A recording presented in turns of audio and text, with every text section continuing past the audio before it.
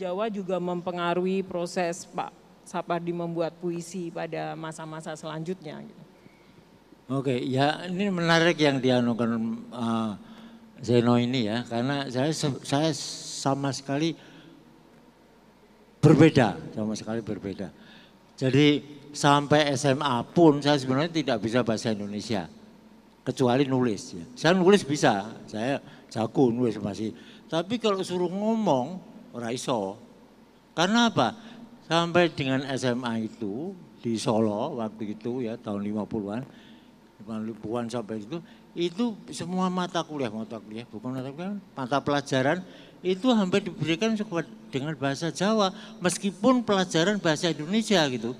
Jadi guru saya itu kalau ngajar saya menjelaskan bahasa Jawa Indonesia itu dengan bahasa Jawa. Ini masalahnya. Itu satu. Kemudian kedua, saya dulu sekolah SD itu di sekolah namanya Sekolah Dasar Keraton Kasatriyan. Ada kata keraton di situ. Kalau tidak ke situ, kalau tidak mambu, tidak boleh masuk situ. Anda bisa membayangkan. Dari situlah saya harus belajar bahasa dari yang tadi, yang paling kasar sampai yang paling tinggi, karena saya menghadapi anak-anak pangeran itu, dan saya harus menggunakan bahasa yang luar biasa tingginya gitu, bahasa Jawa yang tinggi. Dan saya harus menguasai itu, dan itu menjadi, bagi saya itu menjadi kekayaan yang luar biasa sampai sekarang. Ya. Sampai sekarang saya masih menguasai itu dengan gampang. Nah oleh karena itu saya juga ingat tadi pengalaman pertama menulis saya itu sebenarnya bukan dalam bahasa Indonesia, ya, karena keluarga saya dulu itu langganan majalah namanya Panyebar Semangat, itu kan bahasa Jawa, ya, Panyebar Semangat.